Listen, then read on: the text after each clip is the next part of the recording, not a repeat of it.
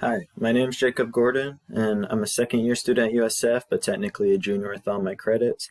And I'm applying to be for the RA position. Shout out to my RA Julia here in Castor. She talked me into doing this. So one time I was a role model at my old place of employment. I worked in a retail department store, and basically in my department, there's a big shift of workers leaving and new management, and I was one of the few people left that basically knew how to do all the systems and operate what we needed to. So for the next few months when we hired new people, my manager asked me and the other people to basically train them and assist them with all the computer parts, machinery, and just customer service parts that we needed for the job. And so over the next few months, I slowly had to help everyone in every situation that would arise in retail, as it can get crazy in retail, basically.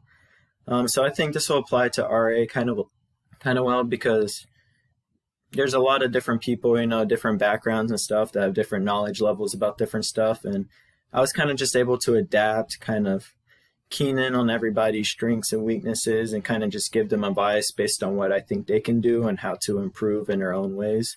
And I think for an RA, this will be good to help, stay connected with students while giving them good advice so they can succeed the best academically. So a time that I worked with different people to achieve a common goal. My first semester, I was in this philosophy class. Basically, the whole class was talking about different religions and ideologies and how they all compare and contrast and what they're all about. So for this one group assignment, I believe there were 6 of us and purposely chosen. We entered our own, beliefs or religion into a survey before, and he put us in groups with everybody who has a different one. And our goal was to describe if there was any better religion or idea, or if, one's bad and should be eliminated, or if one should be, united around the world. And so we had to post a discussion of us talking about, what we thought about it. So how we managed to do that is everybody took their turns. We all stayed positive. We never told anybody they're wrong for their beliefs, obviously.